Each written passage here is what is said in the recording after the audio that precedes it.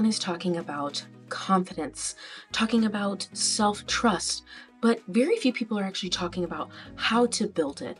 Most of the conversations around building confidence or self-trust are fueled by pure vibes and really wishful thinking. But confidence isn't a vibe and it's not a personality trait you can really manifest yourself into. Big secret. Confidence comes through practice.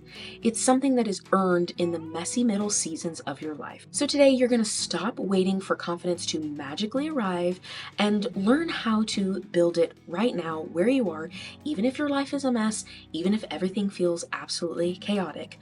I can relate. I'm going to be sharing what I am doing right now to build my confidence because, spoiler alert, I don't have a lot of it. I don't really like anything that I'm doing. I don't really feel confident in anything that I'm currently pursuing, but I'm practicing anyway.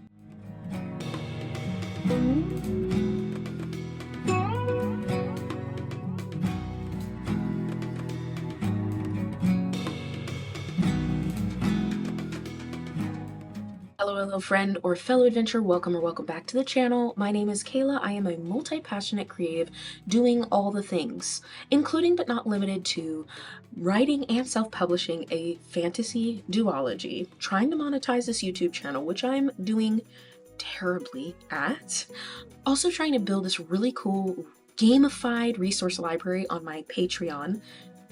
We're still working on that, along with following whatever whimsy comes my way because why not? I am doing all of this while juggling a lot of things in life as well as a full-time job. So anything that I am giving you is coming from a place of recognizing we are very anti-hustle around these parts. We are very anti-toxic positivity. These are not just quick little productivity hacks. At the end of the day, it still comes down to good old-fashioned hard work and showing up for yourself and for others. But around these parts, we also celebrate every single win.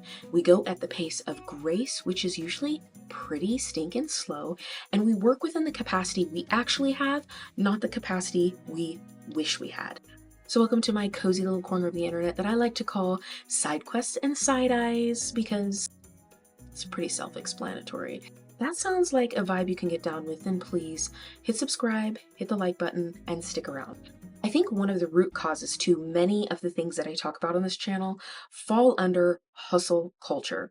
Now, we're not going to do a deep dive into hustle culture today. I think it's just a large umbrella that many of the things I end up talking about usually fall under.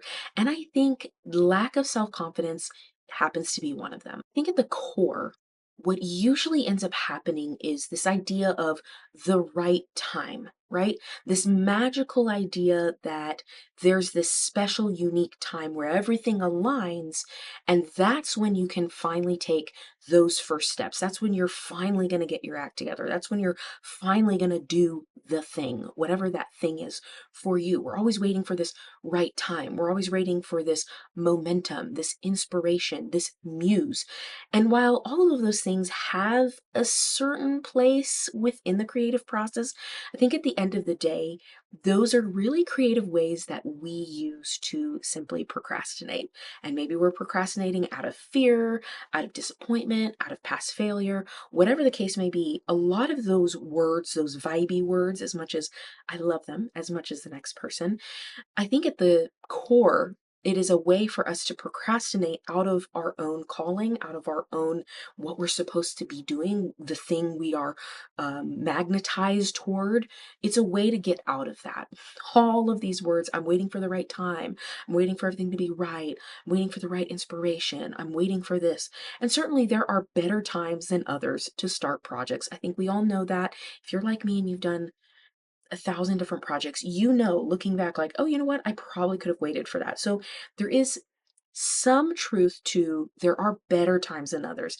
However, if you're like me and you clicked on this video, so I think you're a lot like me, and you end up being in this perpetual cycle of never really starting anything because it's not the right time, it's very rarely because it's actually not the right time. That's just an excuse for us to work our way out of doing the thing we need to do. Here's the really tough pill to swallow. We are always looking for the quick out. We want the quick solution. We want the 30-day fix where we can change our life in 30 days. And sometimes that can happen, but more often than not, the answer to many of our issues, the solution to many of our problems is good old-fashioned work. Showing up, doing the work consistently over time with patience, with persistence, with discipline and structure. I don't like hearing that. I am a free bird, but that's generally the overarching solution. Same thing happens around the conversation of confidence. We're looking for the quick fix. We're looking for a way to just manifest ourselves into it. We're just waiting for it to just hit us like a freight train. We think confidence will be built when it's perfect. We think confidence will be built when we know exactly how to start. We know the whole plan. We think that confidence will be built when we feel ready. We think that we can grow confidence by endless research, constant sessions with ChatGPT, or trying to vision board our way into this magical momentum. But more often than not, waiting doesn't actually build confidence. It builds more hesitation. Now, as you know, I like to gamify everything as much as possible. So let's go to maybe your favorite game. Think of a video game. My favorite video game is Skyrim. Let's just use that for an example. Now, the way you level up, get better, collect more quests, collect better gear, just generally move through the game, I'm gonna have to actually play the game, right? But let's say I'm in Helgen in that opening scene and the dragon comes and whatever, and I think, you know what, I'm not good enough yet. I haven't leveled up yet. I'm just gonna stay here and hang out within this castle until I level up. And then when I level up, I will go out there and start doing all the things. Well, that's kind of silly because how do you level up? You level up by going and doing, by playing side quests, by showing up in the game, by trying to go fulfill a mission and probably failing 3 or 4 times at the beginning because you don't have the right armor, you don't have the right equipment, your map is very sparse, you haven't discovered any location. Let's take another example. How about Mario Kart? Let's say that you're on the starting line, but you don't actually start. Okay? It counts down from 3, 2, 1, and you sit there because, well, I've never played. I'm not really good at this. So what I'm going to do is I'm going to wait here and I'm going to maybe watch some YouTube videos about how to play. I'm going to go on Reddit and read some different things about how to play. I'm going to watch other people play, but I'm not going to actually pick up the controller and I'm not going to actually play because I know I'm bad and I know I'm going to be in last place anyway. So I'm just going to hang out here until I get better. Well, again, we know that that's not practical. The way you get better at Mario Kart is by picking up the controller and playing, and maybe being really bad at it for a really long time. But the way you build the skills is by playing the game, by showing up to the game. That is how you get better. In the same way, in real life situations, confidence is one of those things that doesn't just happen through research, through watching other people, by listening to really inspiring podcasts. All of those things are great. It's not that those are bad things, but those in and of themselves don't actually build confidence because you build confidence by practicing doing things. And more often than not, confidence is built, that XP is built by failing at things and learning how not to do something the next time around, or learning how to refine it the next time, or learning how to be more proficient, or learning how to go faster the next time around. Confidence is built through practice. And here's the sticking point. Because we don't feel confident, we don't want to start because we already intrinsically know this might not go well because I am not confident. I am not confident in my abilities. I'm not confident in my mindset work. I'm not confident in what the heck I'm even doing. So there's this sticking point. There's this really big gap between where we are now, where we want to be, and that is an uncomfortable liminal space that we do not like traversing. But the irony is, the way we get to the thing we want, which in this case would be confidence, is by traversing that liminal space by doing things, and often that means doing things wrong or inefficiently or confusing or unclear and messy. This is something I've struggled with significantly throughout my life, and I've definitely gotten better. But one of the ways I started realizing this showing up in my own life is when I started writing my fantasy duology. Now, I never planned on being an author, I never planned on self publishing anything. I fell into writing on accident as a way to process my depression and grief. And the way I did that was by writing this fantasy story, kind of writing myself in a way into this fantasy story to process some of the heavy things that were going on in the world. Now, when I started writing just for me, I wasn't thinking about the process. I wasn't thinking about it being perfect. I was literally just stream of conscious doing it for myself. And then once I started taking it more seriously, I started thinking, well, I know this isn't going to be my best work because like I've never done anything like this. Certainly I'm an okay writer, but I've never written something like this. I haven't written something as vast and as massive as this. And so I started to second guess myself and thinking, I don't know if I can do it. Like maybe I'll, read some more about some more tips and on how to write and I'm doing all of this research and I'm realizing I could just write, and the more that I write and the more words I get out, the more I'm going to practice and the more I'm going to actually work that muscle of writing and progress. Sure enough, as I get to the second and third round of edits, I'm rereading what I've written and I'm thinking, oh, that really did get better. But the only way it got better was by doing the thing over and over and over again until I got to a point where I was pretty happy with it. So today I wanted to share what I am doing right now to currently build confidence and my self trust. This is not something I have figured out. This is something I am practicing right now because there are a lot of ways in which I want to make more progress. And I'm not making more progress because I'm waiting for the right time, but I'm not really waiting for the right time.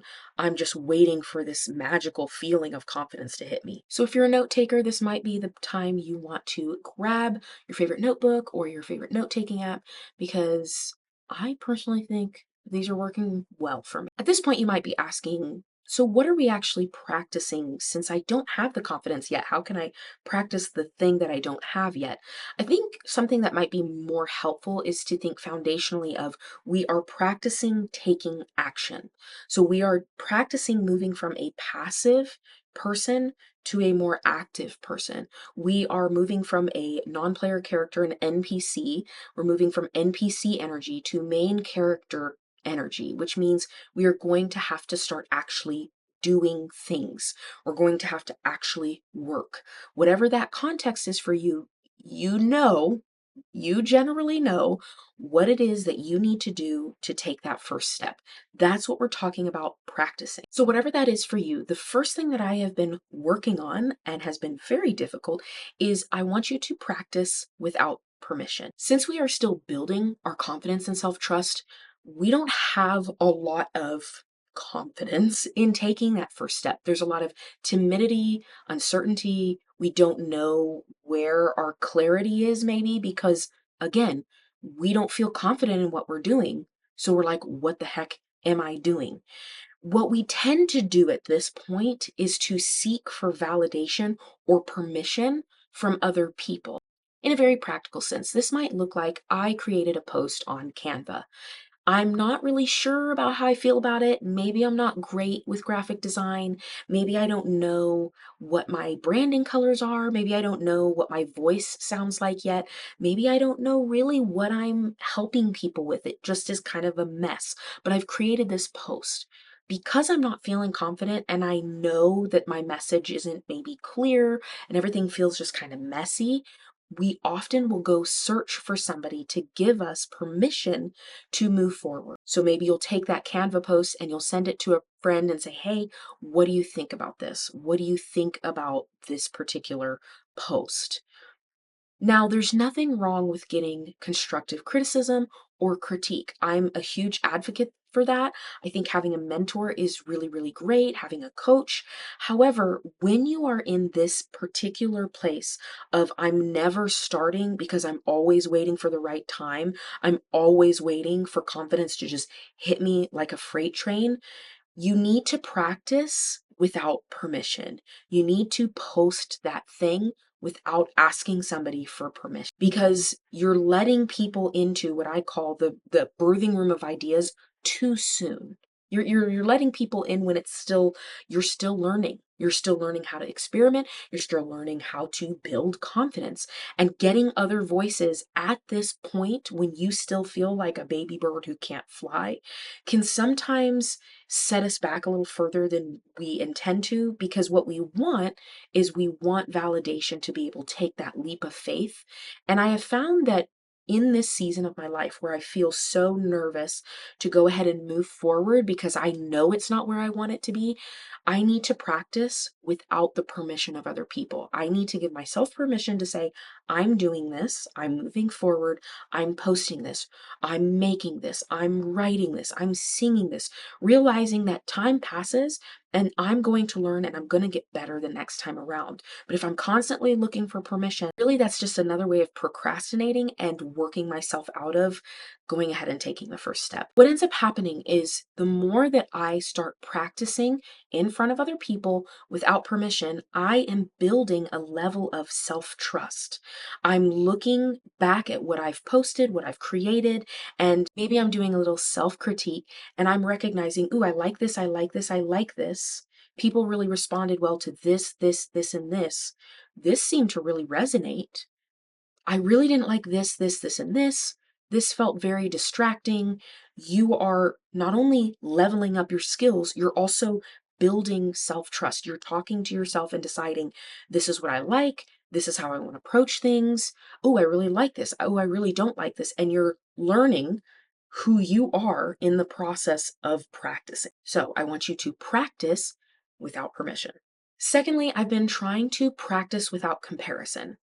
Again, comparison is not all bad all on its own. Now, obviously, there are downsides to comparing ourselves to other people, but my tendency is I compare myself for inspiration. I'm trying to get inspired.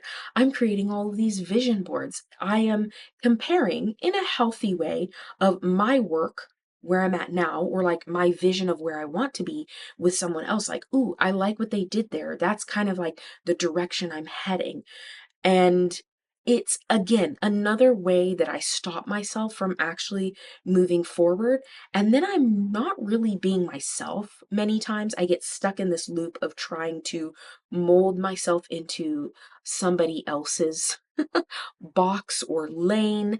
And obviously, we're all going to have overlap because we're humans, and there are going to be times where we look similarly, we express ourselves similarly, but I think when we're constantly thinking about comparison as a way of, oh, I'm going to compare my work to theirs, so that like I can get inspiration, it just doesn't go well. It just doesn't go well, and I don't end up starting anything. And of course, there's the other half of comparison that's very bad, right? I'm comparing myself to this person because they're further along than me, and I'm over here, and I'm looking at that, I'm thinking, oh, I will never be that. And that also doesn't build my confidence. If anything, that makes me feel worse about myself. So whether you are comparing for the goal of inspiration, or just thinking like, oh my gosh, I really admire this person and I really want to emulate this feeling, this sense that they've gotten. Or if it's the bad kind of comparison where it's like, oh my gosh, they're so amazing and I'm not. I think in this beginning stage, when you're trying to build confidence, we need to practice. You need to practice without comparison. Stop building all these vision boards based on other people. Stop looking at all of these other Instagram profiles to get inspiration. Sometimes what is really helpful to me, and I keep bringing it back to Canva just as a very basic example, sometimes I get so caught up in this comparison, this inspiration, me trying to emulate, trying to get to this magical feeling of, I feel confident in this feels great. Sometimes I do that too much. What I will do is I will literally go into Canva and I will open up a blank document or whatever size I'm creating, and I will just create based on from the ground up. I don't pull up a template. I don't do any of that. I'm like, okay, what do I want to create? What do I want to say?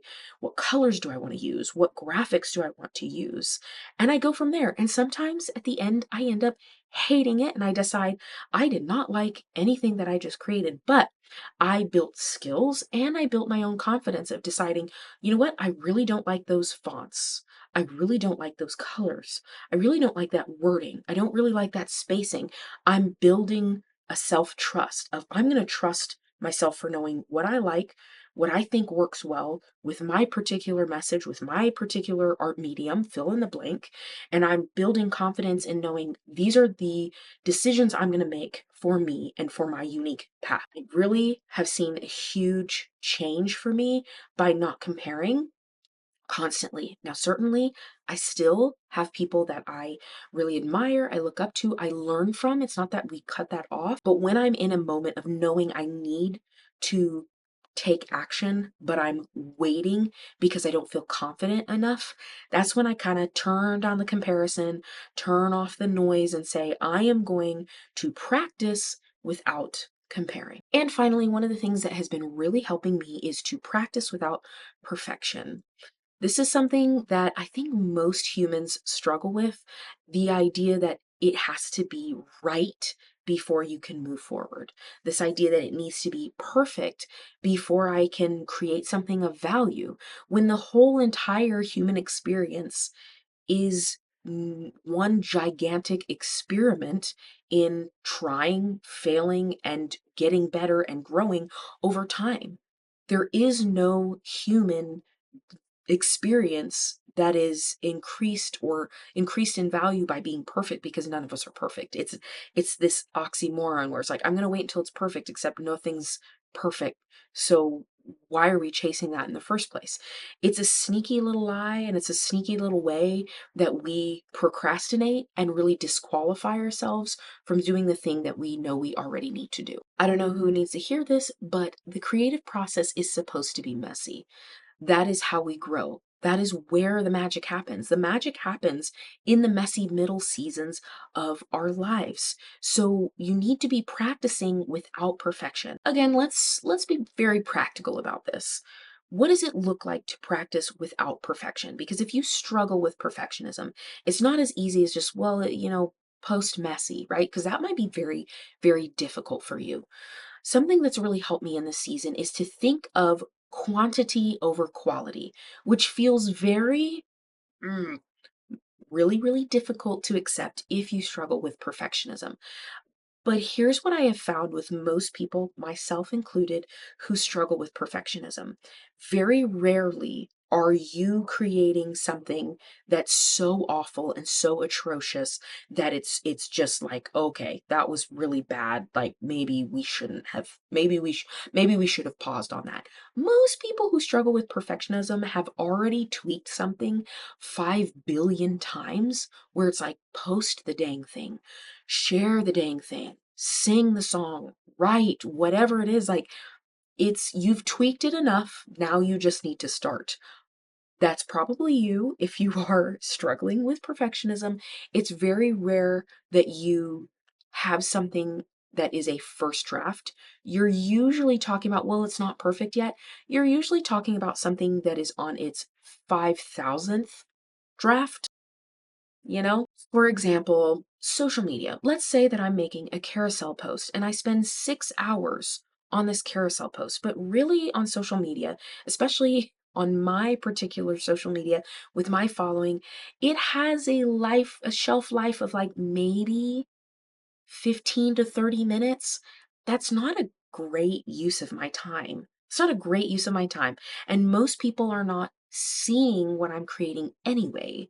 So unless I'm like ultra uber famous, which I'm not, and I don't really ever plan to be, practice by thinking quantity over quality, because the more reps that I put in, the better I get, the more my skill set goes up, the more I'm reinforcing confidence, reinforcing trusting myself, trusting my decisions, trusting the path that I'm taking. So finally, practice without perfection. More specifically, just experiment. I would love to see you experiment. Try thinking about quantity over quality. Just see how much can I output in a short period of time, just to challenge myself. Again, this is not to say yay to hustle culture and toxic productivity, okay? I'm trying to push you out of I'm not doing anything because it's not perfect, to why don't we just do as much as we can at a very sustainable rate, at a very sustainable capacity, and just see what happens. See if you can release a little bit more of your creativity without editing constantly, without self editing constantly. Just let more things go. And through that, you will hone in on what it is your unique thing, your voice, your brand, your colors, your vibe, whatever. You will hone in on that the more reps you put in. So, practice without perfection. So to conclude, confidence is not something that just happens. It's not a magical feeling that just hits you out of the blue. It's not something that you wait on and it appears one day. Confidence is something that is built through practice, through hard work, through consistently showing up for yourself, for your art, for others. That is how confidence is built. The ways that I'm doing that right now is to practice without permission, practice without comparison, and practice without perfection. I would love to hear from you in the comments. Is this helpful? Is this something that you're going to try? Maybe you do try, and I would love for you to come back and let me know how it goes. If this resonates for you, then I encourage you to subscribe and stick around. Would love to have you.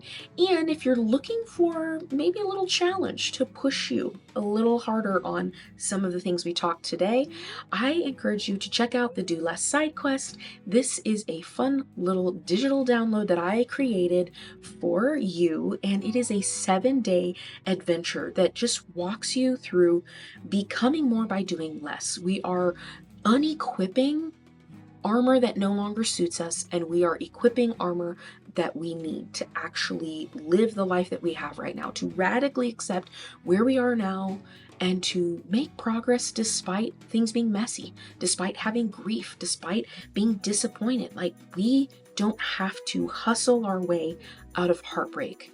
We can figure out a way forward. We can build while we are still bleeding, and it doesn't have to be by hustling more. It really can come by doing less. It has a little narrative where you are the main character in these cute little checkpoints every day. It's silly, it's corny, it's cheesy, but you know what? Sometimes we need something like that. We need a challenge like that that's kind of goofy and lighthearted to help us walk through some really heavy things. So if that's something you're interested in, please check out the description below. I love it. It was so fun to make. I cannot wait for you all to check that out. Well, friends and fellow adventurers, thank you so much for being here today. And I always want to end with this. If you don't have anybody in your life, or you have not heard this recently, then I want you to know that I am proud of you and your life is worth getting back up for. Bye, friend. See you next time.